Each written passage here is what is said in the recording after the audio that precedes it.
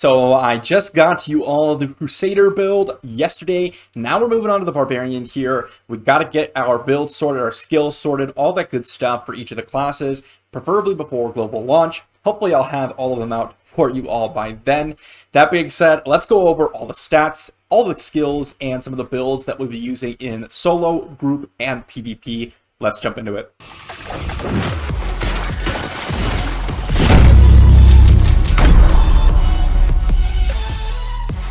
So let's start off with the stat priorities here. Now, for those of you that watched my Crusader video, this is going to be very similar. Both of them are strength-based damage dealers that are melee, so they actually have some similar attributes of priority here. Honestly, all classes have generally a similar attribute priority, except some of the mages and some of the, well, just generally the mage classes in terms of Necromancer and Wizard have intelligence oftentimes as their primary attribute. That being said, strength is the attribute that we're going to prioritize here. For those of you that don't know, our legendary items are going to start with 1 to 3 stats. These can be rerolled with reforged stones. You're oftentimes going to see 1 to 2 stats, and the third stat's going to be very rare, but can show up. We're going to want to look for strength, fortitude, and vitality as the 3 primary stats that we're going to be seeing on our gear. Strength's going to increase our damage. Fortitude's going to increase our chance to block, giving us a little bit extra tankiness, and armor penetration is going to give us a little bit extra crit hit damage. Vitality is just going to give us an extra HP to keep us alive when we're in the middle of the fights, because the Barbarian will always be in the middle of the fight. That's just kind of how the playstyle works.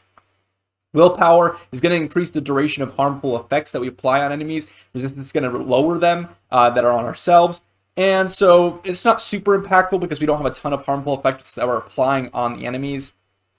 Intelligence doesn't give us a single thing besides combat rating. So if you see intelligence, it's kind of like a dead stat and definitely worth re-rolling. That being said, let's jump over to the set items here and talk about actually 2 of the set items that I think are actually quite good for the Barbarian. Let's go ahead and zoom in here so you all can check it out. First one up is Grace of the Flagellant here.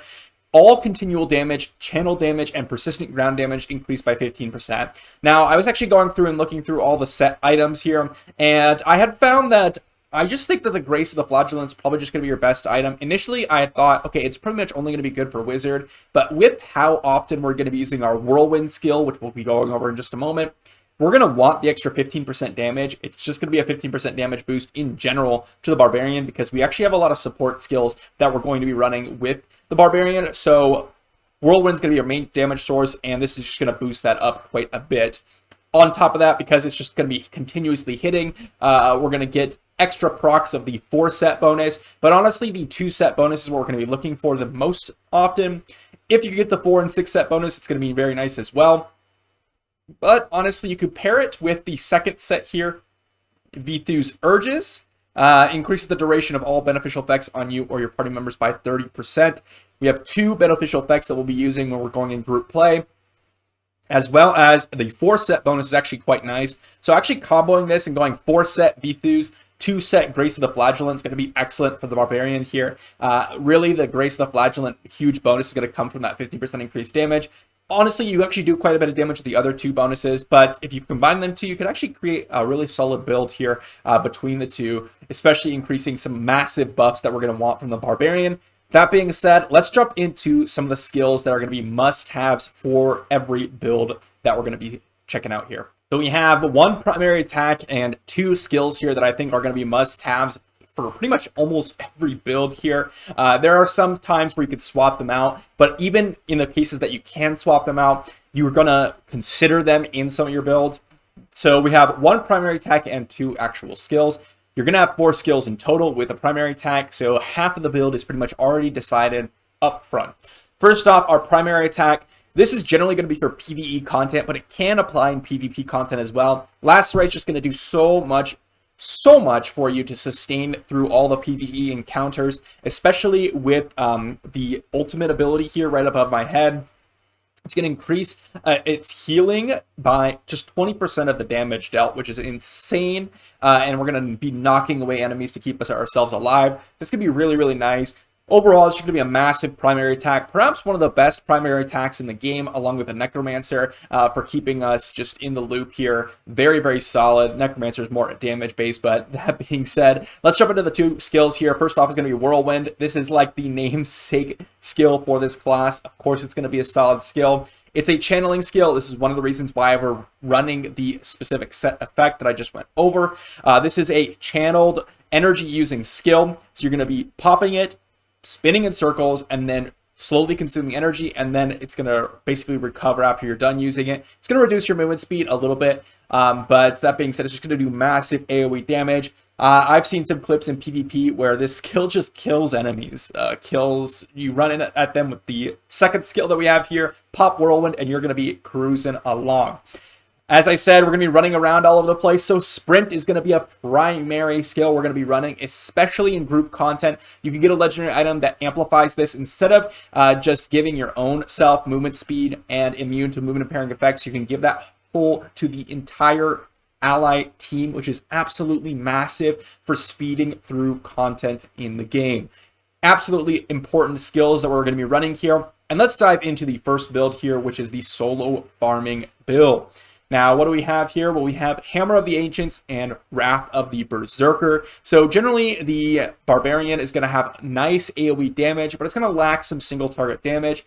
That is where one of these skills come up, the Wrath of the Berserker. Let's talk about Hammer of the Ancients first, though. This is just going to be an AoE skill that you're going to smash in front of you, dealing damage. It's actually going to be ground damage, so it's actually going to work with our set item effect as well as Whirlwind. So this is a nice bonus in combination. It's going to do very solid damage and just overall help you clear out some of the trash as you're clearing solo, because Whirlwind sometimes won't be all enough for you to get all the value out. Wrath of the Berserker, this is how we are coping with Berserker or the Barbarian's lack of single target damage. Pop this when we get to the bosses, attack speed increased by 50%. You're also going to pop it probably earlier on in the dungeons and the PvE content in general, so you could speed through it a little bit faster, because it does increase your movement speed, but generally we're going to be increasing our attack speed and just smacking that boss. Very, very solid one as well here. Let's jump into some of the legendary items for the solo farming build that's going to amplify our strength. First off, we're going to have Second Breath, sprint duration increased by 30%. Very obvious, it's going to help us run through dungeons quicker, but I actually do recommend running Lasting Hate, probably more often than Second Breath. Why? Well, I think Wrath of the Berserker is going to be a more important buff when we're clearing content solo, because oftentimes the main bottleneck won't be actually the movement speed, it'll be the damage to the single target boss. So Lasting Hate will help us out for that.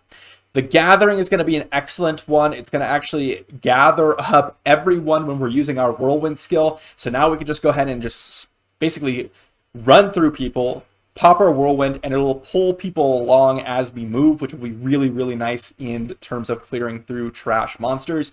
Next up is going to be the Coming Storm. This is going to just reduce the cooldown of Wrath of the Berserker. Same reason as the Lasting Hate here. I also think that Yadama's Cyclone here, or Dama's Cyclone, is going to just be really excellent. Increasing our Whirlwind damage by 30% will help us in all scenarios. Just generally getting a 30% damage increase for one of our most important skills that can be used all the time is going to be massive.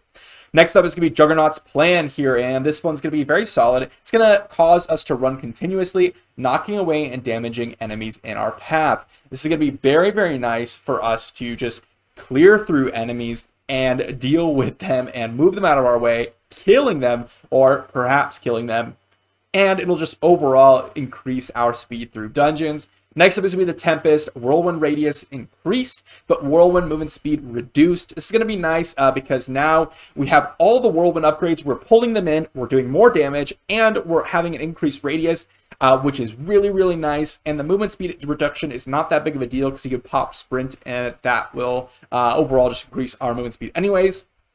And the last one, which is the Remembered here. Hammer of the Ancients now summons a Spirit of the Ancients who stuns all nearby enemies and then fights beside you for a while. This is very similar to the Monk's Mystic Allies skill. You're going to get basically an extra character to fight alongside you for a short period of time. It's going to help in those boss scenarios a lot. So that is going to be the solo farming build. Let's jump into the group farming build next. So next up is the group farming build. As I mentioned earlier, we're still using those three primary skills, the Whirlwind, the Sprint, and the Lacerate, and then here's the extra two. The group farming build is going to center around a lot of group buffs, more so than actually dealing damage yourself. That being said, we are bringing in Wrath of the Berserker yet again in order for us to deal some single target damage. Demoralize is going to be the new skill. It says release a ferocious shout that actually taunts nearby enemies, deals damage to nearby enemies, and reduces their damage by 30%. We're actually going to modify this to give our party a damage boost, and we'll go over that in just a moment. The legendary items that we're going to be running is, as I mentioned, Battlemaster Helm. Demoralize is replaced with a War Cry that increases all damage you and nearby allies inflict by 25%. So this is going to be a 6-second, 25% party damage increased buff. This is one of the reasons why Barbarian is so wanted in party, because you're going to be comboing this. Imagine you have a Crusader, they drop down their banner, all your party gets 100% crit rate, and then you drop a Demoralize from the Barbarian, and now they have 25% increase on a guaranteed crit strike. It's going to be massive, massive damage coming out from all your damage dealers. It's one of the reasons why Crusader and Barbarian are so wanted as a combination in every group fight. Next up is going to be the Gathering. Same reason. We're going to be running through enemies, pulling them in with our Whirlwind.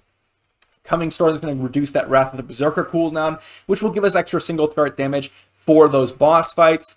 Dama Cyclone, yet again, I can see this being excellent by increasing our Whirlwind damage, because the Tempest is going to come back as well later on with the increased radius of a Whirlwind.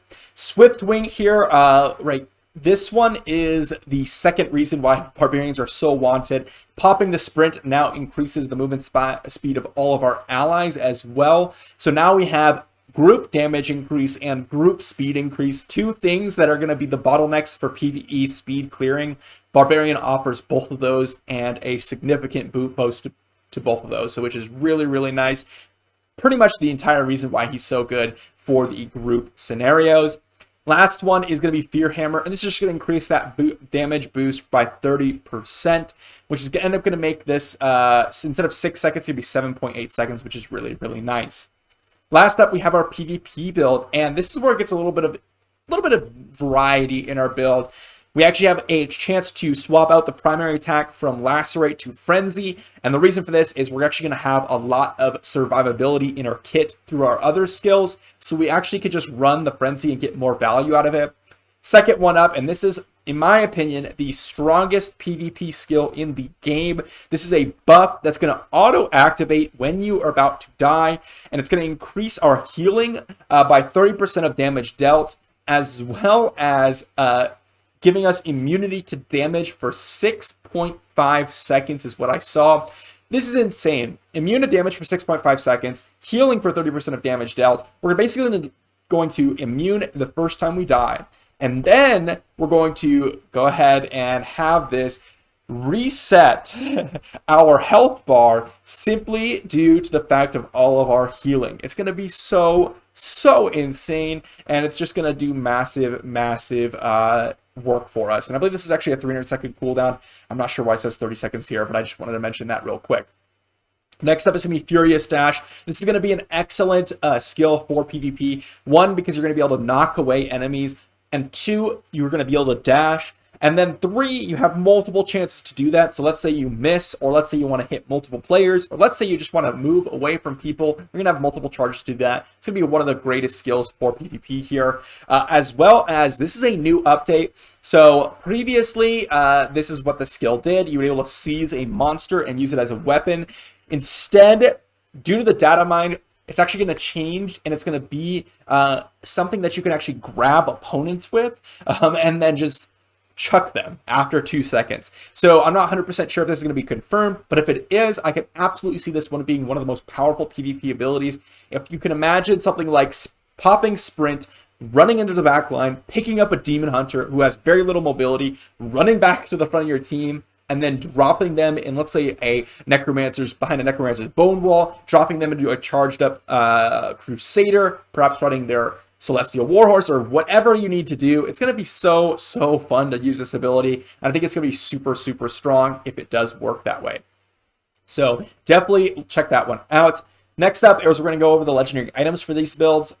First off, sprint duration increased by 30%. Again, we're going to need to run after people. Barbarian is only melee. We need to go ahead and get in the fight. Gathering, again, pulling in all enemies for Whirlwind.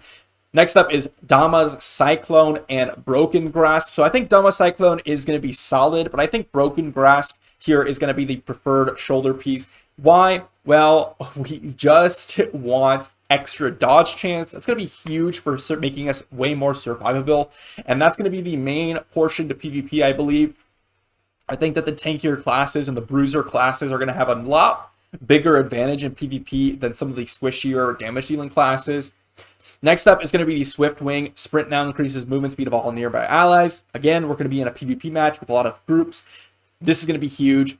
Furious Charge. This is also something that I think is probably could be a little bit better than Swift Wing. We'll have to see.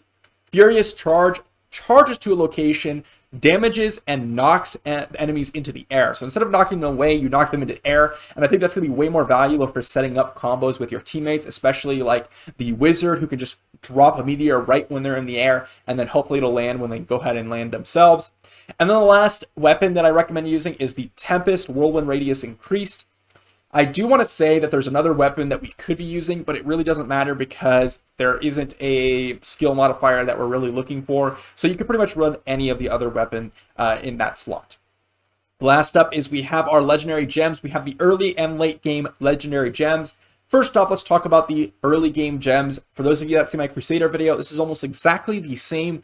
There's only one difference, but let's go over a few of them. First off, Berserker's Eye, increasing damage by 5%, just going to be a flat damage increase. I don't really want to go in depth into this one because I have already gone in depth into legendary gems, but I will mention really quickly why each one of these is kind of good for the Barbarian.